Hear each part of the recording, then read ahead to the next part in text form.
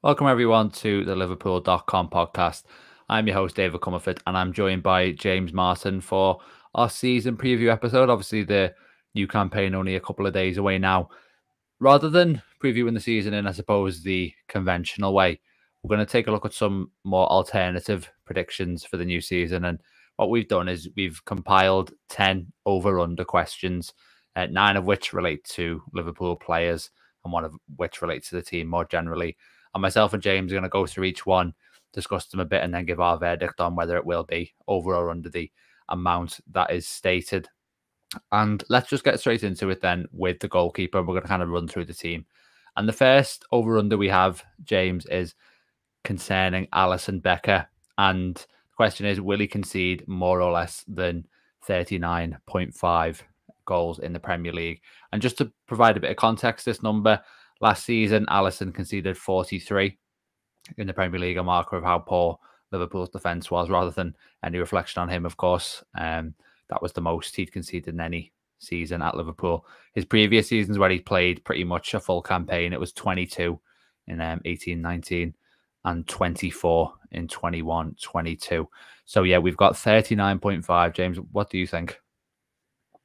I think what you've got to do is go off, what we can from pre-season and things like that. And, it seems negative when you run through the seasons like that and you see how far below he has been from that figure in most of his Liverpool seasons. But if I had to pick one way or the other now, I'd say probably over, because you look at pre-season and things haven't been fixed in terms of the defensive issues. Far from it. If anything, we've gone the other way compared to where we were at the end of last season. The attack looks more dangerous, but the defence looks even more vulnerable. And, there's definitely some disclaimers there. We've obviously been going through the whole of pre-season without a recognised number 6 in the ranks. So hopefully someone comes in and sorts that out. But you look at the manner of some of the goals that have been conceded, where there's just no one there in that space. High turnovers, that's it. Off they go, and it's clean through on Alisson. And however good Alisson is, you can't expect him to bail Liverpool out that many times. So obviously, you have to hope the defence improves over the course of the season. But from what we've seen so far, it is kind of setting up as that kind of almost early Klopp, not strategy, but sort of enforced approach of just trying to outgun the opposition and, hope that if they score 2, you score 3, that kind of thing. So, and I suppose the only other thing you'd say is Alisson's a great keeper. He has been for a sustained period of time, but last season, even by his own great standards, was a bit of an outlier. He was incredible. It goes under the radar in a lot of areas, I think, just how good a campaign he had. So you would question, can he be that kind of superhuman again? We hope that he can, but you have to expect some kind of regression, not even to the average, but to at least somewhere closer to the average. And yeah, with those two factors combined, I'd be worried that Liverpool are going to be looking at conceding over that sort of 40-goal mark again. Yeah, we've got a predictions piece going up on Liverpool.com tomorrow, I believe. And one of the points that Matt Addison made in that was that if Alisson is in the player of the season conversation once again, then it's going to be pretty damning in terms of how it reflects on Liverpool and their defence. I've also gone for over. I wanted to go for under, but like you, James, just based on what I've seen in pre-season, I think it just looks too open at the moment. And a number 6 will improve matters, but I think there still have to be question marks over whether the defensive balance will be right with Robertson and his tendency to maybe push up a little bit too high. And are you essentially just leaving 2 centre-backs there to do a lot of your last-ditch defending, which might not be the most sustainable approach. But staying on Andy Robertson, he's going to be the subject of our second question here. This one is a little bit tricky to answer at this stage, but I think it's still worth getting into. I've gone for over under 24.5 Premier League starts. And obviously the context of this is Liverpool are looking for a left-footed centre-back who could potentially be a better fit for the new system. If you look through Robertson's Liverpool career, he started 22 games in his first season when he obviously took a while to get into the team. But since then, he's not fallen below 29, which is where he's been at the past 2 years. And before that, he was 36, 34, 38. So he's almost ever present. Robertson, obviously, Tsimikas is a factor too. But do you think, James, that if Liverpool do get this centre-back in, there's every indication that they're going to try to, that there's a chance that Robertson starts under 24.5 Premier League games this year? I think there's a chance, but I think with all of the factors involved, I'd still definitely be leaning towards over. I mean, you look at when Klopp's brought players in the past, there's been a bit of a mix. Sometimes he's thrown them straight in, but Robertson himself is an example that's often not the case. He had to wait months really before nailing down that regular spot. And we know that Klopp is loyal. You know, he's hit back in the past about people saying he's too loyal, and you know, maybe this summer he would say proves his point with Henderson gone, Milner gone, and all that. But yeah, I think until Robertson stops performing, you know, it's his place to lose, and I think that'll be Klopp's mindset. And yeah, you look at pre-season, and you do have to say he's not the ideal fit for this kind of new version of the left back role, which is, as you say, that kind of left back hybrid left centre back role.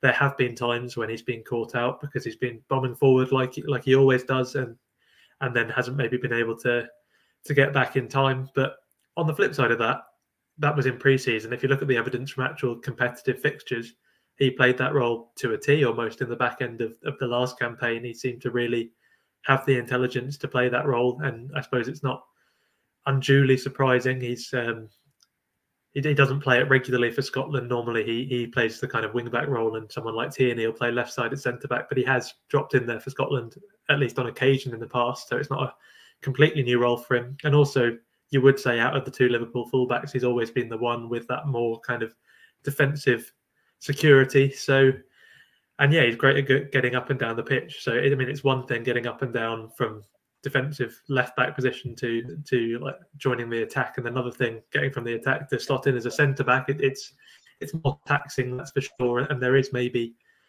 I mean, ideally someone would come in, like you say, left-sided centre back to at least put pressure on that position. But you know, 25 games, it's not an insurmountable sort of landmark. I think even if someone comes in and maybe is a bit more of a rotational option than Tsimikas has been, then I think Robertson will probably still just about reach that mark. I agree again. I've gone for over 24.5. I think there will be, if Liverpool bring in the right profile of player, I think there's going to be a lot of fans calling for Robertson to maybe sit on the bench more often than usual. But I think there will be an element of loyalty there, like you mentioned, James, just because of, you know, the levels that Robertson has reached. And I can kind of understand that. Maybe there will come a point where we have to have discussions about, you know, being ruthless or things like that. But like you say, he's, I think broadly was okay in that role. The back end of last season, there was 1 or 2 games where he struggled, but I think that is probably going to happen even if he plays as a left back, I suppose. So, you know, let's see how it goes when the competitive action starts, because with no new centre back in just yet, I think we're going to, you know, see. I mean, starting against Chelsea at the weekend, Robertson tested in terms of his suitability for that role. Let's move on to the opposite fullback / hybrid midfielder, Trent Alexander-Arnold. A lot of talk this season about how big an impact he can make from that new position. So naturally, we're going to look at the amount of assists he might get. The over-under this time is 14.5 assists in the Premier League. His previous best is 13 from the title-winning season. He's got 12 twice, and he got 9 last year. So, James, do you think over or under on 14.5? Yeah, this is a tricky one. I've definitely been back and forth on this one. Like you say, he managed to somehow get to 9 last season, despite not really having very many at all until the kind of change of system. And then he went on a mad run, sort of 6 or 7 in about 8 or 9 games towards the end of the season. So if you're going off that evidence, you'd lean towards over. But in the end, I've just about gone under, seeing how the sort of system has even evolved a little bit from the end of last season into pre-season. And you look at the role that Trent's playing within it, I think what we've seen is he's maybe been a bit more inclined to be the one playing the pass before the assist, if you like. I mean, over the course of pre-season, he's got 1 assist. It's obviously these haven't been full games for him. Most of the time he's been getting 45-minute outings like everyone else. So can't read too much into the raw numbers there. But the fact is Liverpool have scored a lot of goals, and they've scored 17 goals now in pre-season, and Trent's assisted 1 of them. So, you know, that's not to say he's not having as much of an impact in the game. He's still pulling the strings, but I think maybe in a slightly different way. And obviously, when you look back at those great seasons he's had for assists in the past, they've primarily been crosses into the box, and he's not in those positions as much anymore. Obviously, there's other avenues for him to get assists, which we saw last season. He almost made that kind of De Bruyne pocket his own, didn't he, with those kind of crosses from the half space. But yeah, I think he'll still have massive influence, and I don't think the assist tally will reflect any differently on that. But I think maybe it won't quite reach that sort of 15 mark. Yeah, it was tricky. I think obviously 15 is a huge benchmark. You're looking at basically a figure that is going to put you probably first or second in the entire league in terms of overall assists. I've just about gone for over on this one. I think he can get there. I agree that preseason and his more maybe subtle role has dulled my excitement a little bit on this front. But I think when the competitive action starts, I think he is more than capable of pushing up to this level, just given the sheer volume of chances he's going to create. And the fact that, like you kind of alluded to there, James, he can create from central areas, but he's also going to have the license to kind of drift out and onto the overlap and things like that. So he's going to basically just have total freedom in terms of where he wants to create from. And I think he can be quite devastating. The only question I do have on that is the arrival of McAllister and Szoboszlai. Is he going to kind of defer some of the playmaking to them? And that leads us into scenario number 4. Dominik Szoboszlai is the focus of this one. I've gone for over/under 14.5 Premier League goal involvements. And I kind of just plucked that figure out of thin air, to be honest, when I was making it. But then, funnily enough, Szoboszlai's 2 seasons at Leipzig, he got 14 goal involvements in the Bundesliga, and both times at 6 goals and 8 assists. And 14 is also the most goal involvements a Liverpool midfielder has managed in a full season under Jurgen Klopp. And that's Wijnaldum and Lallana in 16-17. And the fact that we're having to go back that far for that kind of number, I suppose, shows how long it's been since Liverpool had that kind of big attacking presence from midfield. So, James, what do you think? Over under 14.5 on Szoboszlai. Is he going to be the player who bucks the trend? Yeah, I mean, that's worked out nicely for you, hasn't it, with the 14? Yeah, there's lots of relevance to that. But yeah, I think he will be the player to buck that trend. I've gone with over, and I think it's also helpful that we're talking about him straight after talking about Trent, because that was another sort of thought in my mind thinking about Alexander-Arnold's assist total, because just going off what we've seen in pre-season, there's going to be some serious competition for those sort of right-footed set pieces, particularly corners. It looks like Szoboszlai is going to be the go-to man for that. We've already seen a couple of goals direct from corners, really, really effective deliveries. I think only one of them he technically got the assist for, because I think the other one was a bit more of a sort of worked routine where there was a flick on and someone else finished it. But the Diaz goal, I think, was directly from a Szoboszlai corner. So over the course of the season, I think he'll be good for maybe 3 or 4 assists direct from corners from what we've seen in pre-season. We know that Klopp's got a massive focus on set pieces. We know that we have some physical players in there who probably should be returning more in terms of goals from corners. You look at Van Dijk and particularly Canate, who really doesn't score enough, probably. So, if Liverpool can weaponise that threat, that's numbers almost for free for Szoboszlai in terms of goal involvements. And then, like you say, yeah, last couple of seasons with Leipzig, he does have the open play threat as well. Six goals in a couple of seasons there, and some of them were free kicks as well, I should say. Not all open play, but again, that's chances he could get at Liverpool. And it looks like the team is going to be set up in such an offensive manner this season. I think we will see it maybe toned down a little bit as Klopp carries on trying to find the balance of how to sort of be a little bit more defensively secure. But assuming we go with some kind of variation on the system that Klopp does seem pretty set on, then there will be those 2 sort of twin attacking number 8 roles. And you talk about how we haven't seen these kind of numbers since 16-17, but we haven't really seen attacking midfielders in the Klopp side since around about the same time. So that would make sense, really. And yeah, he has supreme quality in attacking areas. So yeah, I think he is the one to break that sort of ceiling. I think you make some very good arguments there. I've lent towards under for this one. And I suppose similar to how you thought with Trent in pre-season, I just looked at it and yeah, there have been the corners, and I think that is an important factor. But in terms of just the open play, I'm not really sure how many kind of chances I've seen Szoboszlai create. And I do wonder if there is going to be kind of more of that evolution that we saw. I mean, with Wijnaldum after that, maybe his first season became a lot more kind of focused on the deeper aspects of the game.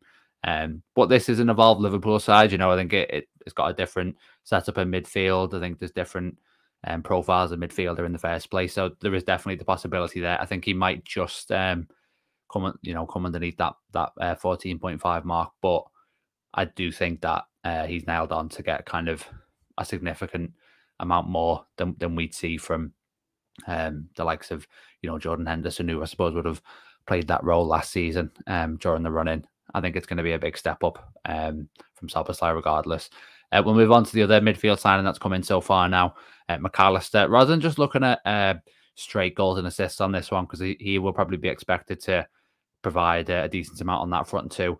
We thought we'd look at the penalties from him, which was quite a big feature last season. He scored 10 Premier League goals, but 6 of them were penalties. Only Erling Haaland scored more with 7. Obviously, Mohamed Salah is currently the number 1 taker at Liverpool, but did miss a couple last year. So we've gone for over-under 2.5 penalties scored in all competitions. What do you think, James? Yeah, it's a tricky one. I think probably under just about. I think we've seen already that Salah will have the kind of license to miss a few and still be the taker of choice. And I think that's the right way to do it. You've seen clubs mess about trying to find their preferred taker, and it just seems to lead to more misses, to be honest. If you have, a very, very clear specialist in your side who's scored, 95% of his career penalties from a big sample, then maybe you look at changing it. But to be honest, if you find someone who has a great sort of elite mentality like Salah does, who's cool under pressure and who obviously knows how to strike a ball very well, I think you probably cut your losses in terms of trying to mix the penalty order around and just say, you know what, you're the taker and we'll miss some, but we'll probably still score at a rate slightly above the average for penalties, which is, around sort of, I think 75, 78% or something converted. I don't think Salah's dropped below that. So, it's, I think for me, it's something you don't want to meddle with too much. And McAllister does have a good record. And maybe if there's 1 or 2 more instances where Salah's off the pitch this season, which we could see with so much attacking talent, then maybe he can be the next man up like Milner was in the past. And, there's a way that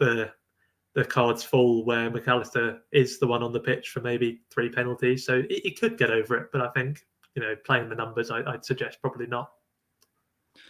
Yeah, I'd agree with you. To be honest on this, I've also gone for under. The thing that makes me question it is because I don't think Salah would get taken off penalties. I think he's got too much kind of status within the dressing room for that to happen. Obviously that was tested to a degree last year with those couple of misses in quick succession and retained those duties and then responded well. I think he's sort of nailed down that place. The question is, do you get times where McAllister is on the pitch and Salah isn't? I don't necessarily see that being the case too often because I think they're both first choice players. So if one of them's off the pitch, it's probably going to be because the team's been heavily rotated. To be honest, so I think we might see him score a penalty during the season. Obviously, be useful if there's any penalty shootouts as well. But I don't think he's going to get to 3 overall. Let's move on to the front line then. And we're going to start with, I think, one of the most interesting players at Liverpool this season in Darwin Núñez. Obviously only got 14 goals last year, but incidentally, that was the exact amount he got in his first season at Benfica. And then we all know what happened in his second year, scored 34 and basically catapulted himself onto the radar of the world's best teams. It was difficult to pick a exact number on this one, but I've gone for 24.5 as the benchmark. Do you think he'll clear that, James? Well, it's worth noting that you told me it's all competitions for this one, right? So, yeah, all competitions for this, yeah. Yeah, I think with that caveat, I've gone over. I think it'll be tight, though. I think that'll be exactly the kind of ballpark he's in.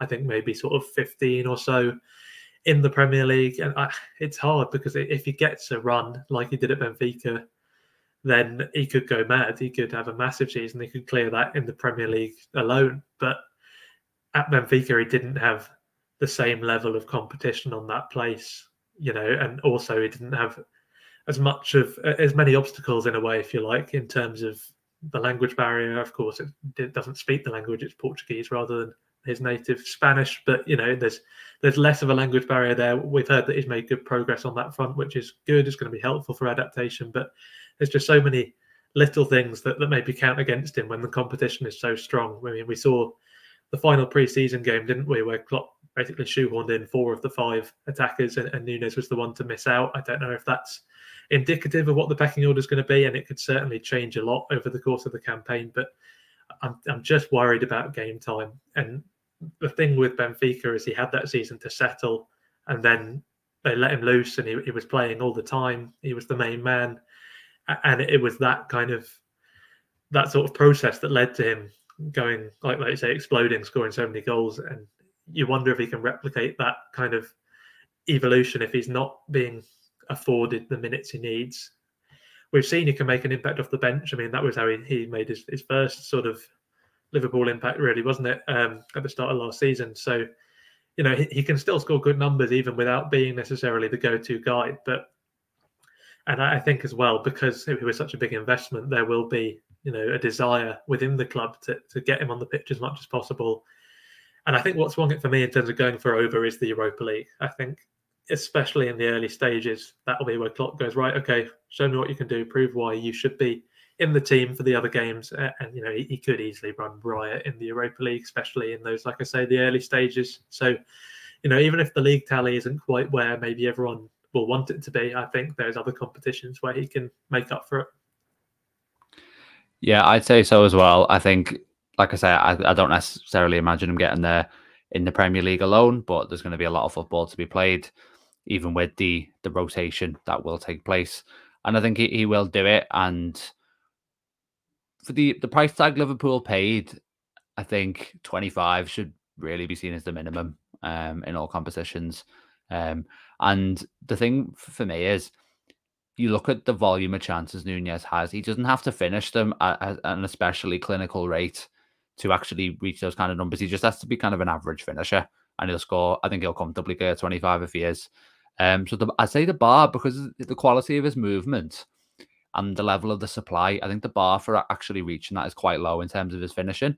So I would back him to do it. And I think, to be honest, if he's not getting at least close to that amount, then serious questions have to be asked about the transfer.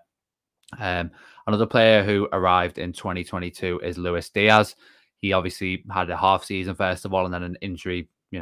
Injury just destroyed his season last year. We're also talking about goals in all competitions with him. We've gone slightly lower at 14.5. Do you think he'll get there, James?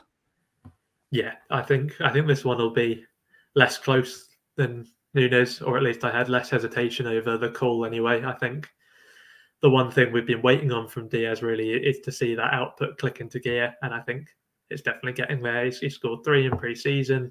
You know, he's looked dangerous. Before that injury came, he was starting to get among the goals a little bit more, and yeah, we've seen it at previous clubs as well, that he does have that end product to his game. You look at who he's come in to replace. Essentially, it's Sadio Mane. I know he came in when Mane was still at the club, and they played alongside each other for most of that half season when Mane had sort of reinvented himself through the middle. But yeah, I think in terms of who's the direct replacement, it's definitely Diaz rather than Nunes in terms of the profile of the player. And, you know, one of the things about Mane was he was good for a lot of goals. He was always kind of second fiddle to Salah, except for that one season where they were joint top scorers. But yeah, he would comfortably clear the 15 goal mark, particularly in all competitions. And I think that's definitely the minimum target for Diaz. But I also think it's highly plausible. I think he'll probably be more of a regular starter than Nunes, and I think as long as he's starting most games, he'll clear that. Yeah, and I've also gone for over on this one. He's got 11 goals in 47 appearances for Liverpool so far. To be slightly more representative, he's made 33 starts. So he would have to sort of improve the goal scoring rate a bit, but I think the anticipation is he will do that because obviously a lot of those appearances he wasn't necessarily fully fit or fully integrated. He has those things now. So if he stays fit, he should get there.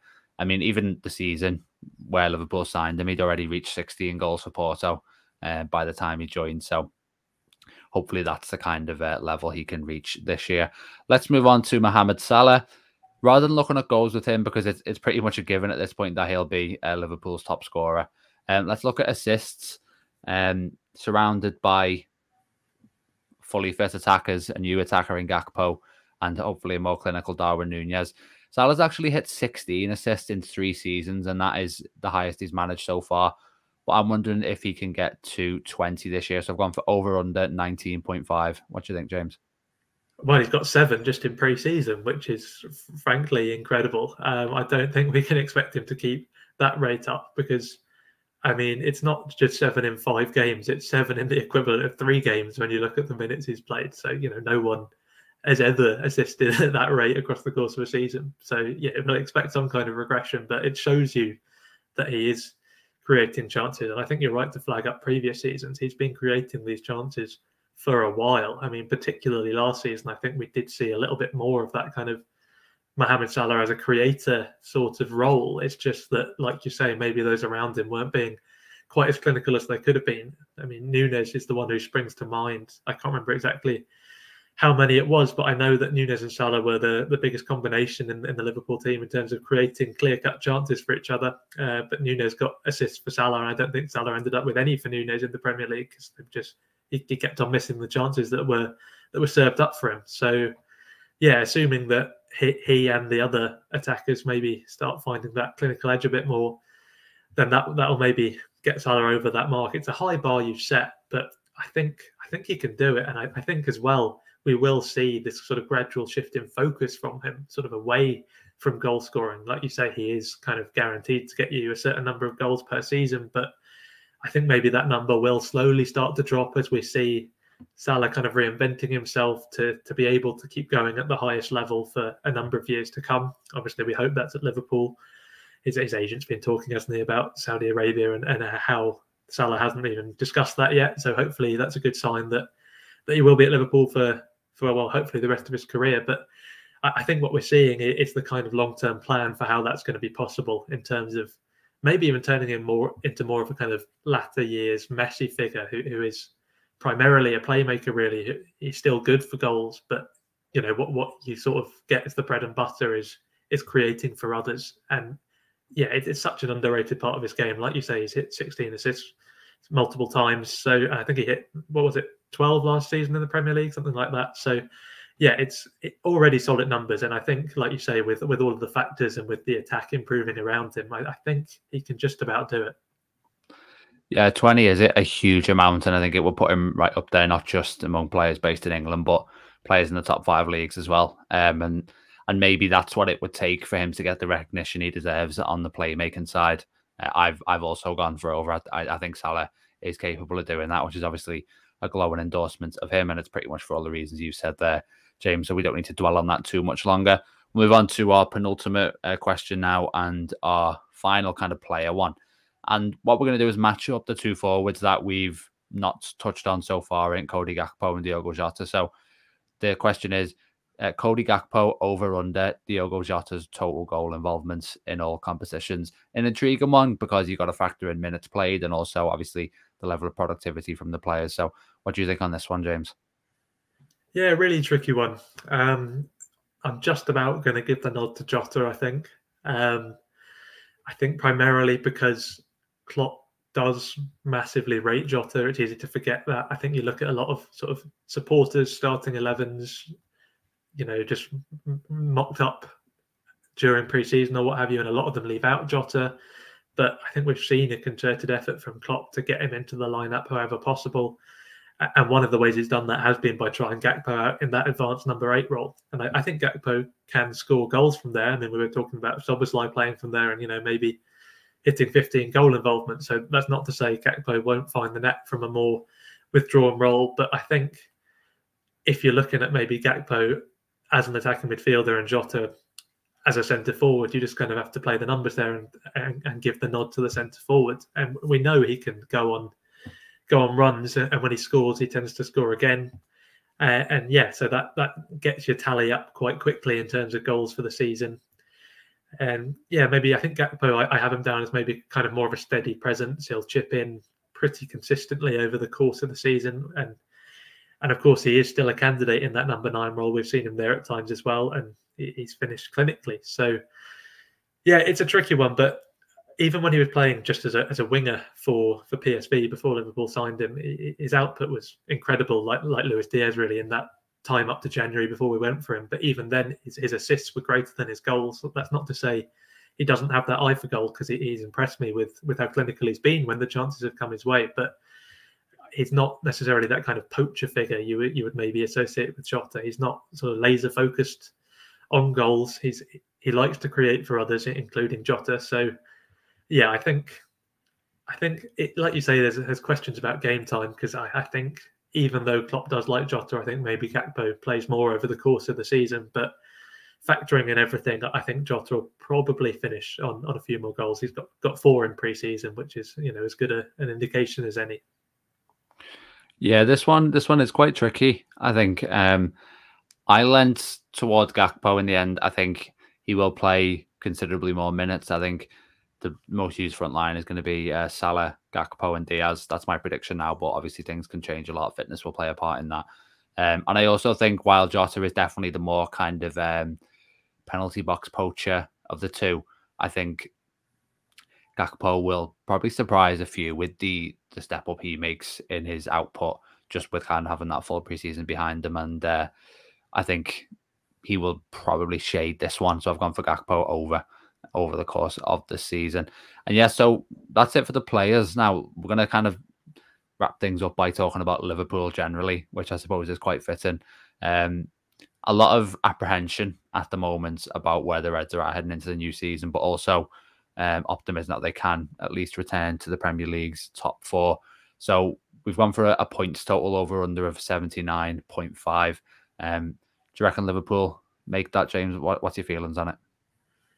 Yeah, I think you'd have had to set it maybe 4 or 5 points higher for me to have been really challenged by this one. I mean, I'm always too optimistic about Liverpool, but there's no chance I'm going to go into a season predicting below 80 points. I think that we know there's things that can be improved upon. I mean, we've said that we expect Liverpool to concede 40 plus goals, so clearly there's not blind confidence. But I think looking in particular at the attacking talent at Klopp's disposal, to then say they're not going to clear 80 points, so I couldn't do that. I can see why people might be more worried than I am, because we've seen teams in the past trying to just outgun the opposition in every game and sort of disregard defence, and it's not typically the stuff that title challenges are built on. But you could even hark back to 13-14, couldn't you, where Liverpool cleared that points tally, they pushed City all the way for the title. Obviously this is pre-Klopp days, but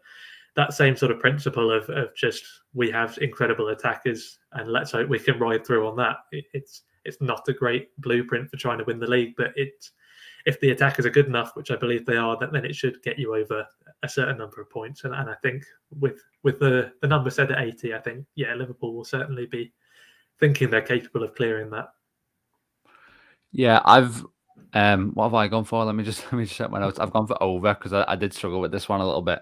I think I've got Liverpool finishing 3rd in the table, and I think 80 points is more or less what you get for kind of a team who finishes there. It's probably been a little bit of variation over the years, but I think that's sort of a decent benchmark. So I think it probably will be, the way the squad's looking now, I think it will be close. I think hopefully with the reinforcements that we're expecting to arrive, it becomes a case of Liverpool clearing that comfortably. But right now, I think that might be kind of a realistic target. But hopefully, the more optimistic side of me does say that they can push on certainly towards the mid 80s. Hopefully, once the squad is complete. But yeah, at the moment, it's like so as we do have to show some humility in our objectives for the season, just because of the way last season went and the way the summer's gone in the transfer window. But yeah, that is it for our 10 scenarios. We've gone through them all now and obviously covered a whole host of different topics there. So hope you've enjoyed listening. If you want to have a go in the comments as well, obviously just let us know what you think on those over-unders as well, and we'll have a look at those. And yeah, we'll be back next week with another podcast, this time talking about the actual Premier League season, which will finally be underway after all these weeks and months of waiting. But yeah, thanks very much everyone for listening. Thanks to James for joining me, and we'll see you next time.